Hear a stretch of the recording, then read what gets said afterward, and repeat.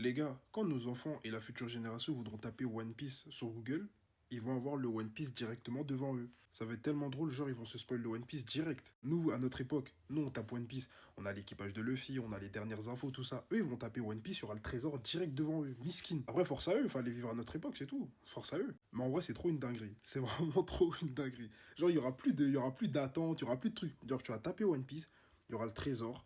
Après, peut-être qu'ils vont pas comprendre parce que, genre, dès que tu le regardes, bah, il n'y aura pas la signification directe. Mais en tout cas, ils vont se spoil le trésor directement. Donc, il y aura plus cette saveur de connaître le One Piece ou de vouloir connaître le One Piece. Ça va être une dinguerie en vrai. Comme quoi, on est né à la meilleure époque, hein, parce que franchement, si on serait né à une époque lointaine et on aurait découvert le One Piece comme ça, ça aurait été chiant. Parce que là, il y a une hype autour. Genre, ça fait presque 30 ans qu'on sait toujours pas ce que c'est le One Piece. Et là, la nouvelle génération, ils auront juste à taper, ils auront le trésor. Franchement, c'est une dinguerie. Et j'y pense, hein. Imaginez ceux qui vont se faire spoil par rapport aux infos. Genre, ils vont sur BFM ou CNews ou je sais pas, les trucs de médias là.